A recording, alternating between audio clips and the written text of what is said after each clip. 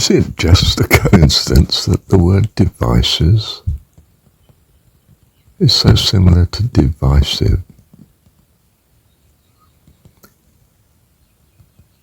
That the media we use is now divisive. It used to be a common news on, say, the radio or the television. And sure, it was manufactured by the state to manipulate its culture and politics. But it was common to all. But now the news that we receive from our devices is divisive in that it caters for the news we're interested in.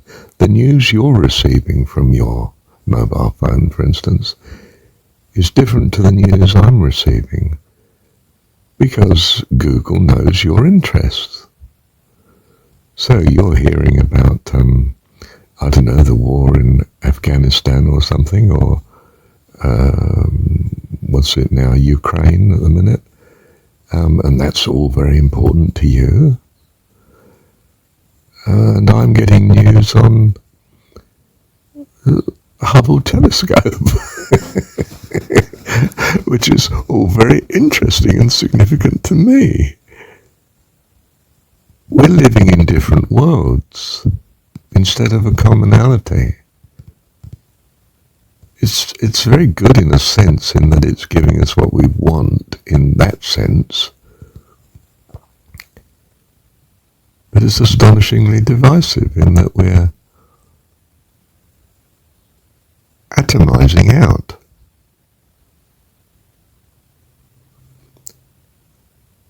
And I think that is something to do with this age of Aquarius.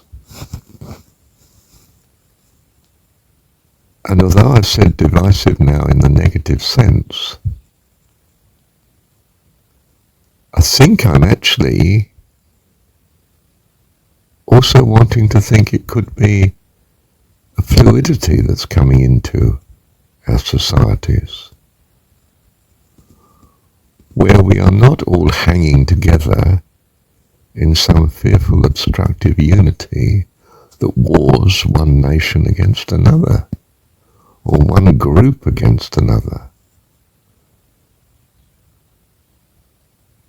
Membership is becoming meaningless. You know, you used to belong to a church, but now you listen to your podcast spiritual hero,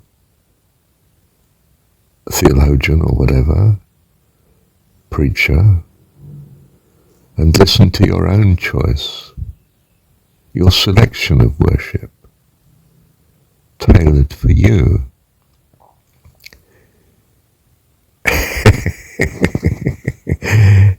You know, you might be only listening to Adventist hymns, Seventh-day Adventist, or you might be only listening to your Pentecostal worship, the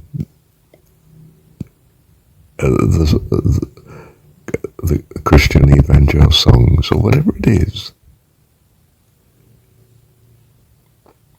Or of course you might not be religious at all and listening to classical music or something, but whatever, you see. We're no longer belonging to groups.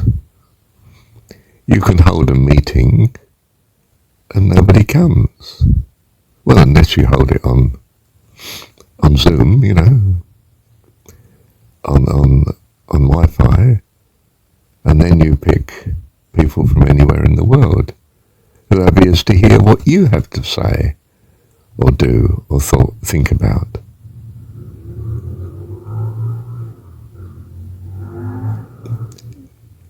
It's something that occurred to us even decades ago, that neighbours don't necessarily know each other in the 20th century.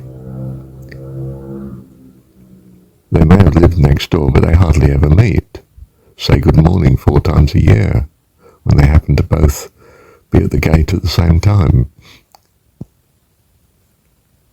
Whereas people of a certain profession had a lot in common. You know, fellowship of accountants, or fellowship of lawyers, or fellowship of psychiatrists, or you know, these professional, not, you know, and builders and farmers. I mean, they had far more in common with each other. Farmers tended to be neighbours, of course, but builders aren't necessarily neighbours, but they have a lot in common with each other because of their skills and their lifestyle and so forth. And we're doing that now on a grand scale. I'm talking to you and you're only listening if in some vague sense at least you're interested in the same thing as you're listening to. Whereas before it was that or nothing. It wasn't selected out for you. There was a common media that you were experiencing. Now it's a personalized media, an individualized media. Society is turning into a fluidity that embraces across trans world, in fact.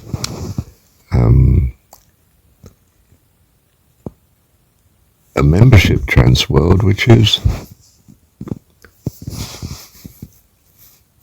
not common to all, only its trans world nature and individualism and fluidity. Do you get something of what I'm slowly becoming aware of in the 21st century? My goodness, I've gone on for 22 minutes. I must pause and see what's become of this. You see, in some ways, the truth has become easier. It can be lost in a wealth of, if you like, IT possibilities. The sheer volume of media now available, open to us. But at the same time, the individuality allows us individuality, and is not necessarily persecuted by some monolithic ruling force. The ruling force is in fact incredibly fractionalized by its own individualism, and not really ruling at all, but, well, on the negative side, even a victim of the system, not in charge of the system at all. You know, in studies of power and so on in political theory, it became very hard and nebulous to pin down what power was and where it was located, if indeed it was located or diffused or what it was. And we are moving out of the eras of simplistic pyramid structures and so on. And we're concerned that perhaps we're moving into a chaos where the planet where society won't survive. But at the same time, perhaps not. It's an evolution or adaptation of society that is wrestling with the problems that it couldn't otherwise handle, like wars that have gone on to such a phenomenal scale that we can wipe out the whole planet by such. And so society needs to be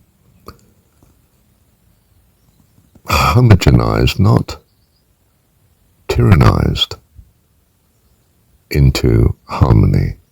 You can't actually tyrannize into harmony. It takes enormous resources that you haven't really got, and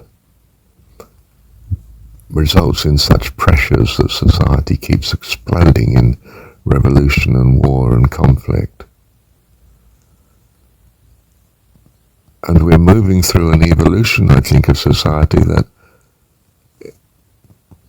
is breaking it down into a fluidity, the age of Aquarius, in which Yes, the ocean does have waves and there are storms,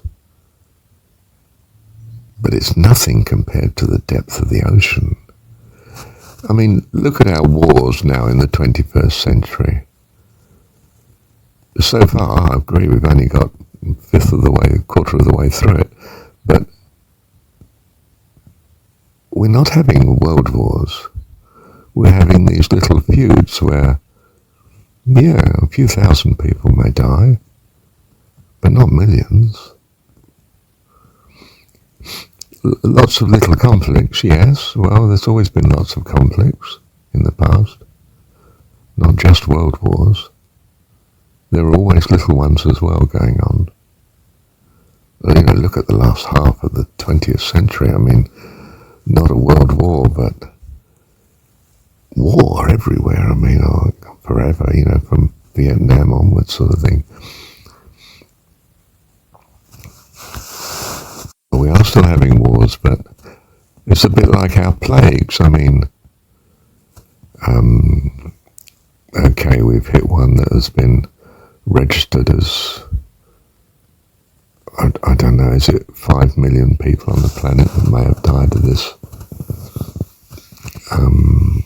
latest epidemic stuff, but I'm not sure, and we don't know that our solution hasn't caused us more problems than the plague did.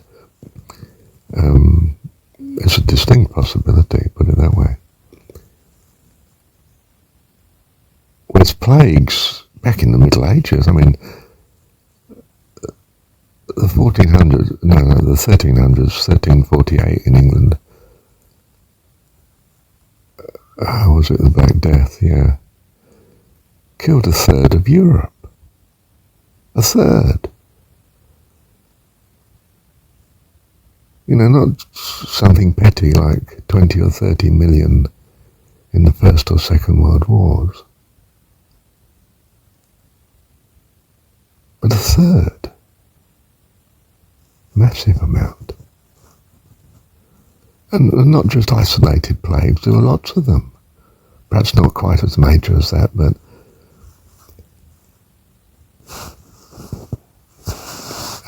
bubonic plague before the fire of London was catastrophic in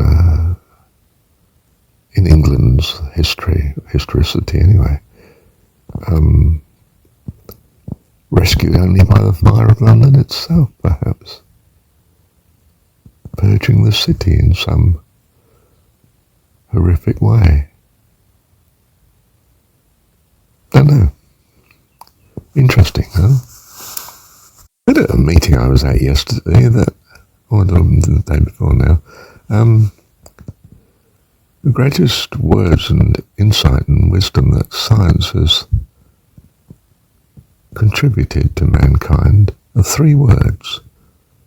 I don't know. And it's this abiding principle in science that enables us to continue searching and upgrading our view and understanding and theories.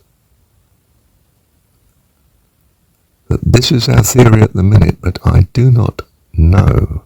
For instance, we've had the Big Bang theory in astronomy, and it's fast becoming a thing of the past because it's not holding up to what our current technology is bringing in terms of data. The Big Bang theory is being downgraded, and we're imagining new theories and haven't quite sorted ourselves out on which one to go for at this point in time.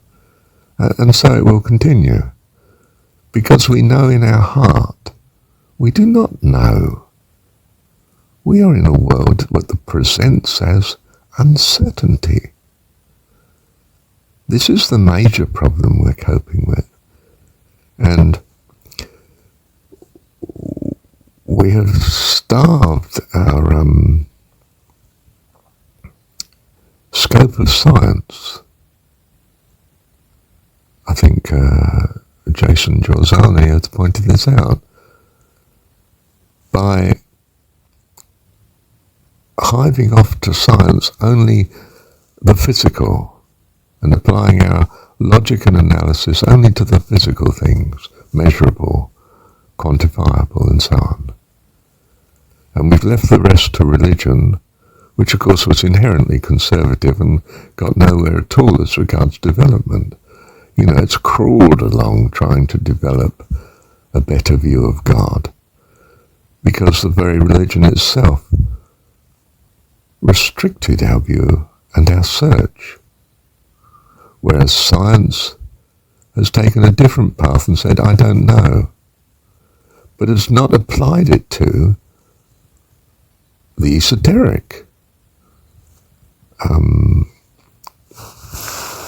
The non-physical phenomena like ideas and values and thoughts and needs and desires and purpose and personhood and all those sort of things, and all the occult practices, as it was sort of dismissed as by the church, namely intuition, premonition, leading, in fact, even leading within the religion, the prophetic, was persecuted. You can't believe it, can you? But of course, seen as so potentially dangerous, we can't risk it. So we're not having that. We'd better burn it out of existence or drown it. And the people with it. Thousands, hundreds of thousands. As in the case of destroying Gnostic Christianity. You know, the Gnosis was, well, probably the original Christianity that was destroyed by the literalist church. It became a nightmare, you see. Not just to pagan religions burning, you know, their libraries and temples and so on, but to your own roots. It's like sitting on a branch, cutting the branch but the wrong side, and you go down with the branch to the earth below at some speed. And it has. Our religions have become heaps of ruin and ossification and death. What a shame. Shame indeed. But not to remain negative here, this is all part of the world of good and evil, that we may learn and know what we in our hearts truly value. That individualism, you see, which is present seen as the move towards the age of Aquarius.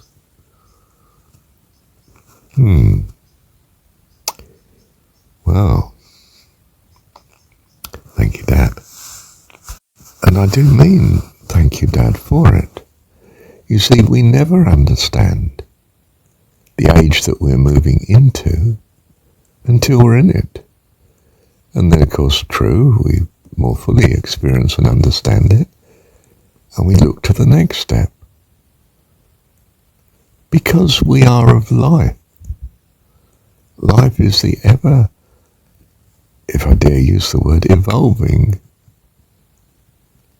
creative, becoming, changed from glory into glory, till we cast our crowns before Thee, lost in wonder, love, and grace, in the kingdom of heaven itself, of course, part of God's heavenly family.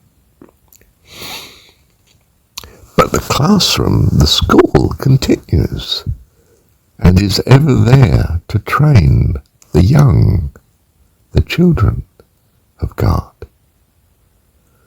This world is not to be dismissed as evil and other. It's the very love of God. as to the children, specific to their accelerated and reliable growth to adulthood, not left to ossify in the children families. You see, the children do their best to be good parents, but it's nothing to what God can achieve. And he achieves it through the school of this universe. That's my view. What do you think? Thank you, Dad.